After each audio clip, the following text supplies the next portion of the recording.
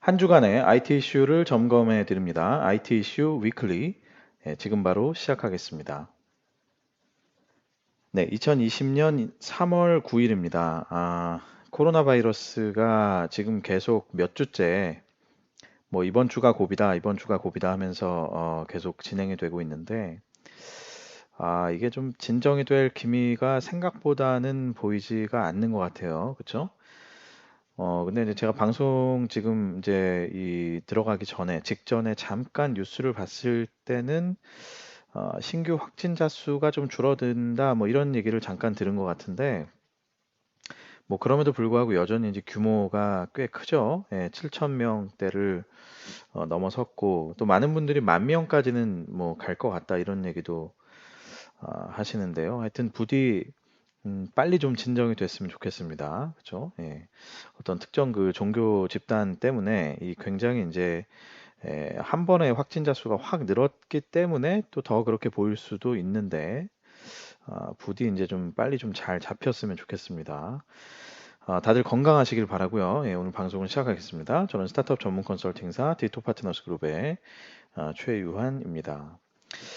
오늘 두 가지 이슈를 준비했는데 뭐 첫 번째 타다 금지법 통과 이거는 뭐 안 다룰 수가 없죠. 예, 지난주에 가장 뜨거웠던 이슈였고 굉장히 많은 기사들과 또 SNS에 많은 게시물들이 올라갔던 그런 이슈였기 때문에 뭐 당연히 이제 다뤄드려야 하는데 사실은 이제 그 제가 제 방송에서 타다와 관련된 이슈를 많이 여러 차례 다루어 드렸죠. 예, 그래서 이제 어떻게 보면 뭐 타다가 좀 획기적인 뭔가 소식을 내지 않는 한은 한동안 이제 타다 이슈는 오늘로 이제 끝맺음을 하지 않을까 이런 이제 생각이 들었습니다. 그래서 제목을 이렇게 지어본 거죠. 예, 타다 금지법 통과, 타다 이슈를 끝맺는 소회. 예, 이렇게 정해봤습니다. 일단 3월 6일에 국회 본회의를 통과한 타다 금지법. 이것 때문에 결국 2018년 10월에 시작했던 타다는 이제 사실상 정리 수순에 들어가게 됐습니다. 뭐 이미 이제 본회의 통과를 하면 이제 베이직 서비스를 중단하겠다 이렇게 타다 측은 선언을 했었죠. 자, 그래서 이제 기포카, 기사를 포함한 렌터카라고 얘기를 하는데 기포카는 이제 타다금지법이 통과가 됐기 때문에 관광 목적으로 6시간 이상 대여를 하거나 아니면 대여 반납 장소가 공항이나 항만일 때만 허용이 되는 형태로 됩니다. 뭐 그래서 뭐 한간에는 이게 타다 금지법이냐 아니냐 뭐 이런 얘기도 있는데요. 뭐 사실은 이제 이런 조항들 보면 어쨌든 타다를 금지하는 법은 맞긴 맞아요. 그죠? 예. 자, 그래서 이제 타다는 사실상 이제 현재 모델이 명백하게 불법으로 규정이 되는 이제 그런 상황이 됐습니다. 자, 또 하나 이제 그런 비판들이 있죠. 아니 뭐 그러면 이제 합법적으로 그냥 운영하면 되는 거 아니냐? 왜 굳이 저거를 또 없애겠다고 뭐 하느냐? 이런 이제 얘기가 있는데 이제 합법적 운영을 하기 위해서는 기여금제나 총량제, 그러니까 결국은 택시 면허를 이제 사들이는 형태로 이 사업에 진입을 해야 되고, 그러려면 그에 맞는 이제 면허 하나당 얼마씩 이렇게 해서 기여금을 또 내야 하고, 그 다음에 그 면허에 이제 면허를 사들일 수 있는 그 규모, 그 양은 결국은 또 이제 정부가 정하는 그 양을 따라야 된다. 이런 총량제. 이 두 가지가 있죠. 그러니까 돈을 내고 사고 또 살 수 있는 면허의 숫자도 이제 정해져 있고 뭐 이런 상황이기 때문에 사실은 모빌리티 업체 입장에서는 현재와 같은 타다의 모델을 그대로 유지하되 택시 기사들의 면허를 사는 형태로 뭐 그냥 그대로 해봐라고 하는 것은 사실은 이제 수익성 확보가 사실상 이제 어렵다 이렇게 판단할 수밖에 없는 것이죠. 왜냐하면 이제 규모의 경제를 내기 쉽지 않기 때문에 그렇습니다. 뭐 이건 제가 뭐 깊이 이거를 다루어 드리기는 좀 애매할 것 같고 사실은 이제 뭐 간단하게 말씀드리면 이런 거예요. 뭐 지금 이제 타다가 현재도 적자를 보고 있는데 이게 원래는 이제 뭐 올해 2020년 말까지 뭐 만 대를 만들겠다 이런 얘기를 했었죠. 그래서 또 그것 때문에 논란이 됐었는데 그 만 대라는 게 나름대로 그 업계에서 얘기를 들어보면 좀 의미가 있는 숫자예요. 그러니까 결국은 규모의 경제를 만들면서 이제 수익을 낼 수 있는 일종의 이제 브레이크 이븐 포인트를 만들어낼 수 있는 규모가 이제 만 대라는 규모였는데 그 만 대를 사실은 이제 이런 기여금제 돈을 엄청나게 이제 내고 그다음에 또 양이 정해져 있는 연도별로 양이 정해져 있는 이런 상황에서는 사실 이제 그 만대를 만들기 어려우니까 뭐 결국은 이제 타다도 이 투자자들의 투자를 받아서 운영을 했던 회사이기 때문에 수익성 확보가 어려워지면서 사실상 이제 더 이상은 사업을 하기가 어렵다 이렇게 판단을 한 것 같습니다. 뭐 물론 좀 타이밍도 그렇고 워딩도 그렇고 뭐 약간은 뭐 협박이냐 막 이렇게 비춰질 수도 있는 거는 뭐 사실인 것 같아요. 저도 이제 그런 부분들은 좀 아쉽긴 한데 타다 측에 어쨌든 사업을 하는 입장에서는 저는 좀 이해가 가긴 갑니다. 이제 이런 상황이 되면은 사실 쉽지 않겠죠. 뭐 면허 하나에 뭐 얼핏 들어보면 뭐 8천만 원, 뭐 6천만 원, 8천만 원, 뭐 혹은 뭐 1억 막 이렇게 얘기가 나오는데 그거를 내고 뭐 만 대를 한다? 이거는 사실 이제 불가능한 얘기잖아요. 그죠? 예.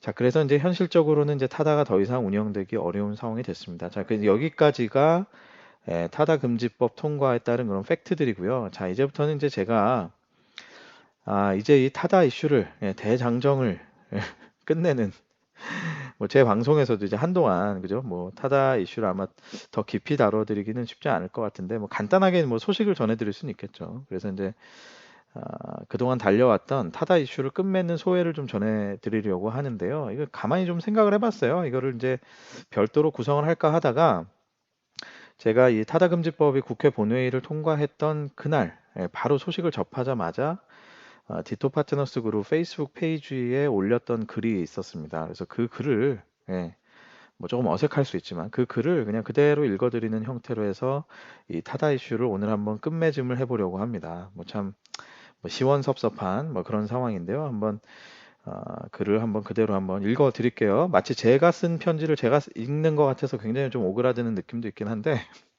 뭐 내용만 한번 보시죠. 한번 읽어드리겠습니다. 결국 본회의에서 통과됐네요. 참 여러 가지 생각이 드는 사건입니다. 역사에 길이 남을 사건이고요. 강렬한 인상을 남겼던 타다 서비스가 설마 설마 했는데 결국 이렇게 막을 내리는군요. 이번 법 개정으로 한 가지 확실히 좋아진 것은 누가 득을 보든 또 누가 피해를 보든 간에 이제 모빌리티 업계의 불확실성은 사라졌다는 것입니다. 그러나 총량제와 기여금제도 그리고 기사 포함 렌터카의 영업이 막히는 부분은 사실상 법 제도에 의해 모빌리티의 서비스 모델 그리고 투자 규모 또 영업 범위 이런 것들이 제한된다는 의미인 것이죠. 자, 이는 곧 다양한 스타트업들이 뛰어들어서 다양한 형태의 모빌리티 서비스를 만들어낼 수 있는 확률이 그만큼 낮아졌다 이런 의미이기도 합니다. 여러 모델이야 여전히 시도될 수도 있는 거 아니냐 이렇게 얘기하시겠지만 수익성과 스케일러빌리티가 확보되기 어렵기 때문에 그럴 수 있는 현실성은 낮다 이렇게 봐야 되겠죠. 한편 개정 전 법 체계에서 이번에 타다 금지법이 통과되기 전 그 법 체계에서 최대한의 노력으로 무죄 선고를 받았던 점은 여러 스타트업들에게 매우 좋은 교훈을 남겼다 이렇게 생각합니다. 특히 규제 산업에서 플레이하는 스타트업들은 타다의 그 1심 무죄 사례를 통해서 많은 것들을 배우고 또 준비하면서 사업을 영위해야 될 거다 이렇게 보이고요. 관련해서 사실 제가 최근에도 이 부분을 따로 방송으로 남겼었으니까 한번 보셔도 좋을 것 같습니다. 자, 그러나 또 한편으로는 법 개정의 막판에 동종업계의 목소리가 전혀 다른 방향으로 나왔던 부분은 사실 타다에게 아마도 치명적이지 않았을까 이런 생각이 듭니다. 뭐 다 지나고 하는 얘기입니다만은 중반 이후에는 타다 이슈가 흘러가는 이 중반 이후에는 그 왠지 그냥 타다가 혼자 싸우고 있는 그런 느낌? 동종 업계에서도 환영받지 못하고 있다라는 그런 느낌을 많이 제가 받았는데요. 역시나 막판에 이런 부분이 악영향을 미친 것 같습니다. 이해관계가 다른 건 뭐 사실 누구도 말릴 수가 없는 것이죠. 또 다 같이 한 목소리 내지 그랬냐 이렇게 핀잔을 주는 것은 뭐 사실은 매우 그 나이브한 태도일 것 같습니다. 다만 혁신에 있어서 동종 업체들이 서로 다른 목소리를 내는 그런 그 모양새 자체가 지금도 현재도 기존 질서를 개편해 가면서 묵묵히 혁신의 길을 걸어가는 수많은 스타트업들에게 안타까움과 좌절감을 준 것이 또 사실이죠. 자, 그래서 뭐 양비론 같습니다만 타다에게도 또 막판에 성명을 냈던 일곱 개의 업체에게도 실은 모두에게 참 아쉬움이 많이 느껴지는 그런 상황입니다. 자, 이제 모빌리티는 대규모 자본의 싸움이 될 것입니다. 아까 말씀드린 대로 면허를 돈으로 주고 사야 되기 때문에 그러면 대단한 자본이 들어가겠죠. 그런데 이제 그 자본이 이제 워킹한다, 자본을 넣으면 뭔가 되네라는 것들이 입증이 되기 시작하면 이제 곧바로 우버나 디디 출신 같은 해외 자본이 이제 무서운 규모로 치고 들어올 수도 있을 겁니다. 이커머스 또 배달 이런 부분들이 이미 이런 모습을 보여왔죠. 그러나 이제 모빌리티도 언제 어떻게 해외 자본의 힘으로 장악될지 모르는 그런 상황이 된 것입니다. 자, 그러나 이커머스나 배달과 달리 사실은 모빌리티는 뭐 상당히 중요한 사회적인 인프라이고 또 물가 상승의 중요한 변수, 물가를 측정할 때 언제나 중요하게 들어가는 것들이 이제 교통비 이런 것들이잖아요. 그래서 물가 상승의 중요한 이제 변수이기 때문에 하여튼 뭐 부디 국내 업체들이 잘 지켜주면 좋겠다 이런 생각이 듭니다. 물론 뭐 국내 업체라고 해서 뭐 이익을 추구하다 보면 뭐 가격을 올리고 그럴 수도 있을 텐데 여튼 뭐 국내 정부랑 조금이라도 뭐 협조가 잘 될 테니까요. 자, 타다의 경영진들 그동안 고생 많으셨고요. 네, 또 다른 좋은 사업 모델로 다시 뵙기를 희망을 해봅니다. 그리고 그때는 뭐 부디 이런 힘겨운 싸움은 없으셨으면 좋겠어요. 그리고 싸우시더라도 그때는 이렇게 뭔가 이제 혼자 뚫고 가는 외로운 싸움은 하지 마시길 바래 봅니다. 뭐 좀 아쉬움이 많이 남기도 해요. 뭔가 혼자 많이 싸우신 것 같은데 그게 진짜 왕따를 당한 건지 아니면 뭐 왕따를 뭐 스스로가 만든 건지 사실 알 수는 없죠. 그러니까 남을 왕따시킨 건지 내가 왕따된 건지 뭐 알 수는 없는데 뭐 사실은 양쪽의 측면이 다 약간씩은 있어 보이기도 하고요. 그래서 그런 면에서 좀 아쉽기도 하죠.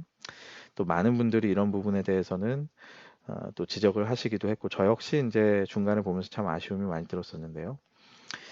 자, 어쨌든 그 혁신 기업으로서 참 그 좋은 어떤 그 교훈들도 많이 남겨주셨고, 또 뭐랄까요, 많은 사람들에게 이제 모빌리티라는 것, 그리고 혁신과 규제라는 것에 대한 그런 딜레마를 생각해 볼 수 있는 그런 좋은 기회를 만들어 주신 것에 대해서는 뭐 너무너무 고생 많으셨다, 이렇게 말씀드리고 싶습니다. 아쉬움이 많지만, 그래도 말씀드린 대로 뭐또 다른 좋은 사업 모델로 다시 또 뵈면 좋겠다 이런 생각이 듭니다. 아무튼 그동안 고생 많으셨고요. 저도 이제 타다의 이슈는 이 정도에서 이제 끝맺음을 하도록 하겠습니다. 자, 두 번째 이슈는 코로나 이후에 중국에서는 과연 어떤 사업이 뜰 것이냐 이것이 이제 주제인데요. 2월 21일에 IDC라는 그 세계적인 어떤 조사 기관이죠. IDC 리서치 업체죠. IDC 중국이 코로나가 중국 경제 및 ICT에 미칠 영향이라는 것을 주제로 보고서를 발표했습니다. 제가 오늘 말씀드리는 내용은 뭐 IDC 중국의 그 보고서를 직접 읽은 건 아니고요. 뭐 네이버 블로그였나요? 하여튼 그 출처가 차이나랩이라는 것에서 나오게 된 겁니다. 그래서 제가 그 내용을 좀 보고 말씀을 드리는 건데, 자, 일단 이렇게 두 가지 측면으로 보고서가 구성이 되어 있습니다. 거시경제 변화를 다섯 가지로 예측을 했고, 그리고 이제 뜰만한 사업 10가지 이렇게 예측을 했습니다. 거시경제 변화 다섯 가지부터 한번 보면 정부 관리 시스템의 기능화 및 현대화 이게 이제 첫 번째고요. 그만큼 이제 코로나를 통해서 정부의 관리 시스템이 많이 낙후됐다 이런 것들을 많이 이제 느꼈다라는 점이겠죠. 반대로 이제 꼬집는 내용인 것 같아요. 그리고 이제 도시 클러스터와 중심 도시의 분산. 그러니까 중국이 보면 뭐 우리나라도 그렇습니다만 도시화가 되는 과정에서 보면 몇 개 도시를 중심으로 많은 산업 시설이나 인구들이 집중이 되는데 그러다 보니까 이번에 이제 코로나의 영향도 굉장히 급속하게 도시를 중심으로 퍼질 수밖에 없는 상황이었죠. 그러니까 이런 것들을 어떻게 분산시킬 거냐 아마 이런 고민이 시작될 것 같다 이런 얘기입니다. 세 번째는 디지털 헬스케어 시스템의 발전. 뭐 이건 뭐 대충 이해가 되죠. 그리고 네 번째는 비접촉과 관련된 비즈니스의 흥행 이것도 이해가 되고요. 그리고 다섯 번째는 중국 플러스 1 공급 체인 전략을 어떻게 대응할 거냐인데 이게 뭐냐면 이제 중국 외의 나라들이 이번에 이제 중국이 한 방에 이제 무너지고 어떻게 보면 전 세계 생산 기지인 중국이 멈추면서 막 전 세계적으로 이제 공황을 겪는 상황이 있었는데 이제 이런 것들에 대해서 과연 이제 다른 나라들은 중국 외에 어떤 나라를 좀 더 이제 안정적인 공급망으로서 둘 것이냐. 자, 그럼 그거에 대해서 중국은 어떻게 대응할 것이냐. 뭐 이런 이제 얘기였습니다. 자, 실제로 우리가 이제 관심 있는 것은 자, 이에 따라 비즈니스 기회 10가지가 뭐냐 이제 이런 건데요. 사실은 좀 하이 레벨의 얘기이기 때문에 뭐 큰 도움이 안 되실 수도 있어요. 근데 이제 한번 그냥 생각해 보시라는 의미에서 제가 가볍게만 다루어 드립니다. 첫 번째는 디지털 플랫폼과 빅데이터, 두 번째는 신형 스마트 도시 및 산업단지, 세 번째는 디지털 헬스 및 인터넷 의료 서비스, 네 번째는 온라인 강의 및 교육, 다섯 번째는 원격 사무 및 온라인 이벤트, 뭐 여섯 번째는 5G 응용, 일곱 번째는 무인 거래 및 서비스, 여덟 번째는 신선식품 전자 상거래, 아홉 번째는 공급 체인 관리, 열 번째는 제조 및 서비스 로봇 이렇게 돼 있는데 이게 뭐 사실 보면은 이제 사실은 이게 이 코로나 이후에 뭐 중국에서 어떤 사업이 뜨는 이런 제목을 지우고 지우고 그냥 10가지 봐도 그렇지 뭐 이제 2020년 이후에 뜰 만한 사업들이지라고 이해가 될 만한 것들이 좀 들어가 있어요. 뭐 그래서 뭐 아주 이제 섹시한 그런 보고서는 아닌데 자, 그러나 이제 저는 이제 좀 재밌게 봤던 것들이 그렇습니다. 여기 10가지가 다 의미가 있다 이런 느낌은 저도 좀 안 들었고 확실한 건 이제 디지털 헬스케어에 대한 부분, 특히 중국은 우리나라보다 훨씬 더 앞서가 있는데 이미 규제적으로 많이 오픈이 되어 있기 때문에 이번에 코로나 사태를 통해서도 중국은 훨씬 더 속도를 내고 있죠. 그래서 이 디지털 헬스케어, 그러니까 결국은 전염병을 대응하는 부분이기 때문에 당연하게 이 부분이 상당히 좀 뜰 것 같다 이런 생각이 들었고요. 또 온라인 강의나 교육, 원격 사무 이게 전체적으로 다 보면은 이제 언택트라는 주제로 엮일 수 있는 부분이겠죠. 그래서 온라인을 통해서 뭔가 지식이 전달되고 또 일이 진행이 되는 이런 부분들의 주제도 향후에 계속해서 성장을 하겠다. 왜냐하면 이번에 하여튼 그 코로나를 통해서 사람들이 원격 근무에 대한 훈련도 한번 본의 아니게 해보게 된 것이고 그리고 또 한편으로 보면은 이제는 또 사람 간의 어떤 긴밀한 접촉에 대한 약간의 트라우마도 사실은 생기게 됐죠. 이게 얼마나 갈지는 모르겠지만 뭐 그래도 꽤 영향을 미칠 거라고 봅니다. 그래서 온라인 강의 교육, 뭐 원격 사무, 그러니까 원격 근무 이런 부분들.